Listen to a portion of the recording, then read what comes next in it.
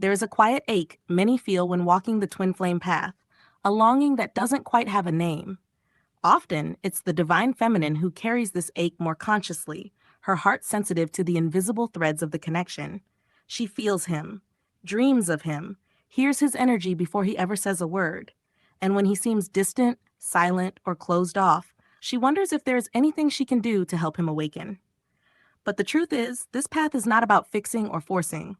It's not about proving, pleading, or chasing. The divine masculine cannot be awakened by pressure. He must feel it within himself, that quiet call from his own soul. And yet, there is a way to become the spark that stirs something in him. Not by chasing, but by becoming the mirror of his own awakening. This journey is sacred. It asks the divine feminine to embody a level of self-awareness, presence, and strength that feels both gentle and immovable. She does not awaken him by going to him. She awakens him by going to herself. So if you found yourself longing to see movement in your counterpart, to feel his soul stir and finally remember what lives between you, take heart. His awakening may not look like yours. It may come in whispers rather than storms. But it can be triggered through the unseen, spiritual work you do within. Let us now see how. Number 1, heal your need to be chosen. One of the most subtle yet powerful energies that repels the divine masculine is the hidden need to be validated by him. This often shows up in ways we don't fully recognize. Waiting for a message, checking on his energy constantly, wondering what he's thinking, needing reassurance that he still feels it too. This energy, the ache to be chosen, creates an imbalance in the connection. It sends out a signal of "I'm not whole unless you affirm that I am." And the truth is, no matter how strong the bond is, that energy makes him pull back. Not because he doesn't care, but because his soul senses the pressure. To trigger his awakening, you must release this need, not by pretending not to care, but by healing the deeper wound underneath. Often, this wound comes from childhood, from moments where love had to be earned, or where presence came only when we performed, pleased, or proved our worth. You must now rewrite that story within yourself. Create a space inside where you know you are already chosen. Not just by him, but by life, by love itself. Begin to live as if you are already full, already worthy, already whole. Not because you're trying to get him to notice, but because your soul deserves to live from truth. When you let go of chasing the feeling of being picked, you become magnetic. You shift from reaching toward him to standing deeply within yourself. And in that stillness, something within him feels it. Not through words or action, but through energy.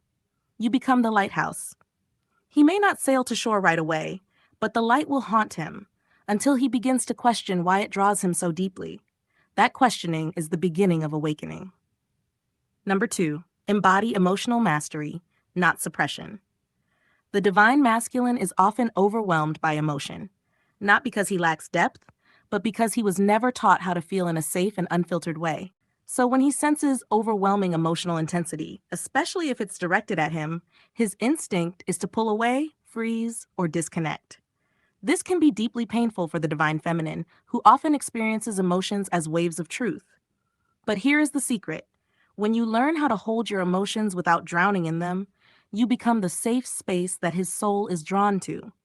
Not because you are suppressing how you feel, but because you are no longer controlled by it. There is a difference between feeling deeply and reacting impulsively. Many confuse expression with reaction, believing that if they don't pour out everything they feel, they're not being authentic. But the most potent energy is not in emotional leakage. It is in emotional mastery. Emotional mastery doesn't mean bottling up or pretending to be fine. It means learning to process what you feel, understand where it's coming from, soothe yourself through it, and then choose how to respond, if at all. It's about moving from reactivity to intentionality. This shifts everything. Instead of him feeling overwhelmed by your emotions, he begins to feel inspired by your presence. Your steadiness becomes the doorway that allows his own buried feelings to surface. He may not speak it, but he senses it. A new kind of feminine energy. One that doesn't pull on him, but holds her center. One that can cry without needing him to fix it. One that loves herself enough to feel it all without falling apart. And in witnessing that, his soul begins to wonder, what would it be like to feel safe like that? to not run from emotion, but to meet it fully. That wonder is the whisper that leads him inward. That whisper becomes a question, and that question becomes a crack in his emotional armor. Number 3, live your life with depth and purpose. One of the most overlooked paths to triggering the divine masculine's awakening is this: go live. Not half-heartedly, not just to pass time, but deeply, intentionally, fully. When the divine feminine stops waiting and starts creating, something begins to shift. Her focus turns inward, her days fill with meaning, her joy expands beyond the connection. And in doing so, she no longer sends the energy of longing, she sends the energy of wholeness. This shift is not about pretending not to care. It's about finally realizing that your soul has a life of its own, that you came here for more than waiting, that your light was not made to dim until someone else recognizes it. Start tuning in to what brings you alive. What passions have been placed on your heart? What dreams have you shelved while keeping one eye on him? What gifts are asking to be shared?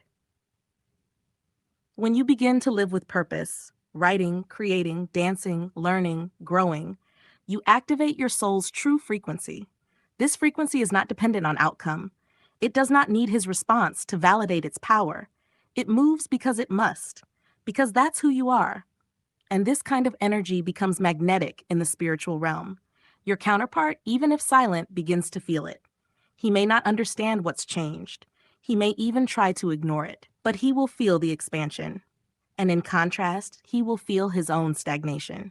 Your movement becomes a mirror. Your aliveness reflects his dormancy, not in a way that shames him, but in a way that stirs him. His soul begins to remember that he too was made for more than survival, that he too has a purpose waiting. And that moment, when he begins to compare his numbness to your aliveness, is the spark. It may be quiet at first, but it grows, and it leads him to start seeking more from life. That seeking is his awakening. Number 4, stop trying to explain the connection. This is one of the most counterintuitive things to understand on this journey. Trying to explain the connection to the divine masculine often delays his awakening.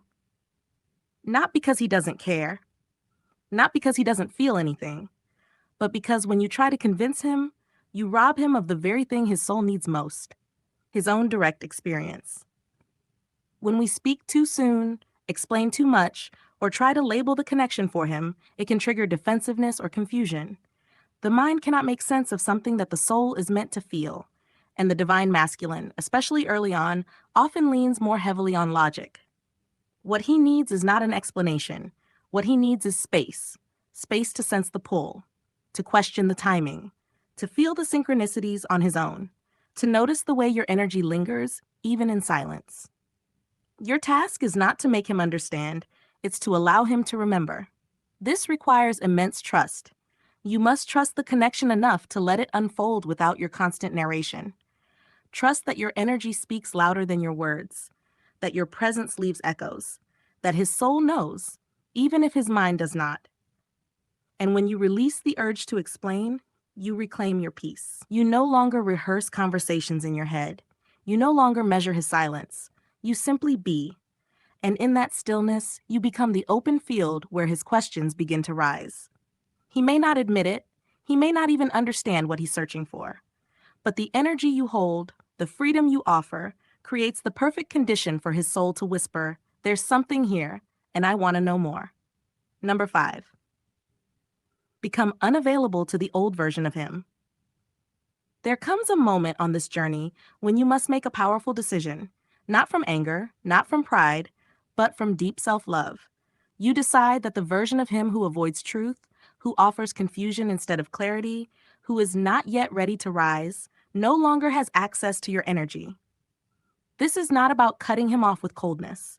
It's about choosing to no longer meet him where he refuses to grow. Many stay stuck in limbo, hoping he'll change, while still allowing the old dynamics to continue. They reply to messages filled with mixed signals. They accept apologies without action. They entertain his presence even when he's emotionally absent. But every time you say yes to the old, you send a signal that you are still available for it. And so the shift begins when you lovingly step away. You stop participating in cycles that drain your spirit. You stop responding just because you miss him. You stop compromising your peace in exchange for temporary connection, not because you've given up on him, but because you've finally chosen yourself. This boundary is a sacred threshold. It is not punishment. It is not rejection. It is a clear declaration of what you will and will not accept moving forward. You're not saying, I don't love you. You're saying, I love you enough to want more. And I love myself enough to wait for it. You stop feeding conversations that circle back to nowhere. You stop trying to prove your worth to someone who hasn't yet opened his eyes to it. You stop carrying both sides of the connection. And this act, this brave refusal to engage with the old energy, creates a ripple in his soul. Suddenly, the comfort he once had is gone. Not because you took it away in anger, but because he hasn't grown into the man who can meet you yet. This isn't control. This isn't manipulation. It's the natural consequence of growth. You are no longer willing to shrink yourself just to keep the connection alive. You are no longer watering dead soil. And in doing this, you create a new invitation, a higher invitation. You ask him, without words, are you willing to meet me here? And if the bond is real, he will feel that invitation in his soul. He may not rise overnight. He may fight it at first. But deep down, he will know this is the moment that everything began to shift. Because you stopped feeding what was not yet ready, and in doing so, you made space for what is possible. There is one truth that every divine feminine must eventually come to accept. You cannot awaken him. Not with words, not with effort, not with endless love poured into an unopened heart.